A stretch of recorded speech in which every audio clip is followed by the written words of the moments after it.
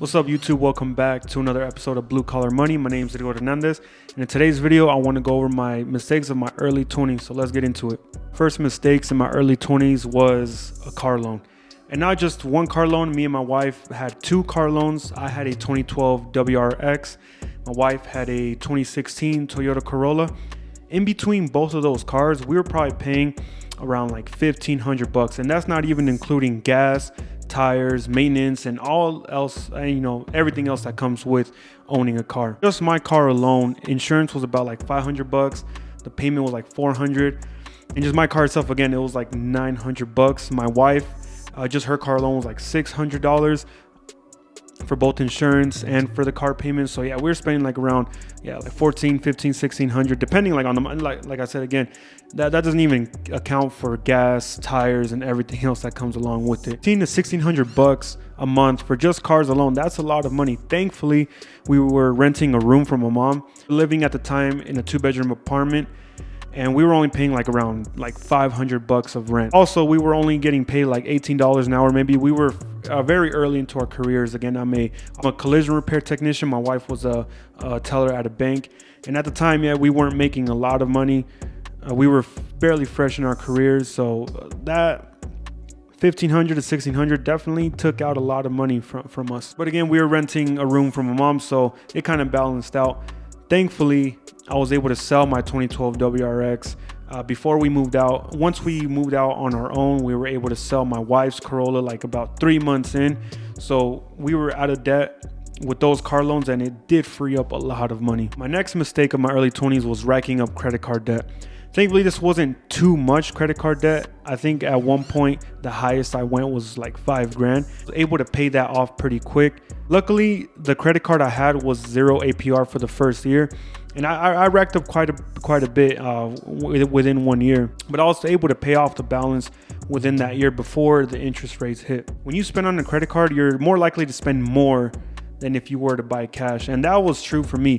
I would always be like, I'll just pay it off later, it's fine, I'll just pay it off and everything will be good. I'll just pay the principal, I'll just pay off the balance and avoid interest. Another thing too was like, I get cash back anyways. I get 2% here and there, so I mean, it doesn't matter if I just spend an extra day of going out to eat, or if I just spend an extra $50 for whatever, I'll just get that cash back anyways. And that's just the way I thought. I mean, I was like, it's fine, I'll just get the cash back, or I'll just pay off the balance, avoid interest, it'll be all right.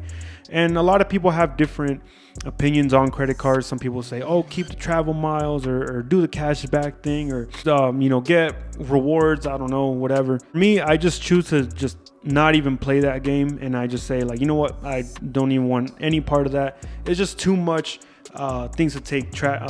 It's just too much things to keep track of. So I'm like, I just would rather just pay everything with my debit card, and if I don't have the money for it, then I won't buy it. I'm not gonna lie, I do use credit cards here and there, but that's definitely not my first choice of payment. If I can pay it off with just my debit card, I will. Certain instances, I will use a credit card. Maybe if I go out to eat one time, like at a restaurant, or making a purchase like that I usually don't make, like something just miscellaneous or random. I keep my auto pay on so that I don't forget to make that payment. Next mistake was not having an emergency fund, and I don't know why I didn't have an emergency fund. I just never did. We did have a savings account, but I would treat that savings account like, I wouldn't treat it like an emergency fund. I would put money in and take money out here and there as needed. But to treat it like a true emergency account, like just to have it sit there and not pull out anything in case of emergencies, I didn't have that. I don't know why. I just didn't. Later on in life, once things start happening, like I discussed in my other videos where I got into an accident, my wife had to leave her job. Then at that point, I was like, okay, I really need to have a dedicated set amount and put away and not touch. But yes, it is important to have an emergency fund, at least 3 to 6 months. Now, me and my wife do have a 3-month emergency account. We're hoping to bump that up to 6 months, just because that would make me feel more comfortable. Another mistake I made was, again, I discussed this in previous videos, is not budgeting. And I was never horrible with money, but before I started budgeting, I would just say like, I would just put money away. Like I would do like a 10%, you know, into my savings account every time I got paid. And that, for the most part, that worked for me. I wasn't keeping track of where all my money was going. As long as I paid myself, I was like, you know what, all these other dollars, they're free for all. They can go wherever they want. Something occurred to me. I was like, you know, I want to hit these goals, and I can't hit these goals if I just wish that I can hit them, right? Like if I just say like, oh, I want to have an emergency fund, I want to have a down payment, I want to buy a car. I realize that I can't just wish these things and not make them happen. I have to settle down. I have to focus on the goals. Budgeting helped me do that with my money, because I was able to track where every dollar went, and I was able to pinpoint exactly where all my money was going to go. If I needed $500 for something, I could just allocate that, and I see and I know that I have that amount, and it just helped me focus and visualize on my goals a lot better. So there you have it, guys. Those are my mistakes of my early 20s. If you want to continue following on my financial journey here, you can follow me at Blue Collar Money on YouTube.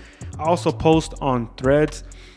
I try to post on Instagram, but I haven't been able to post as much as I want to. Follow me on Threads. I post there every day. I kind of just random things. On Instagram, I'm trying to ramp it up here.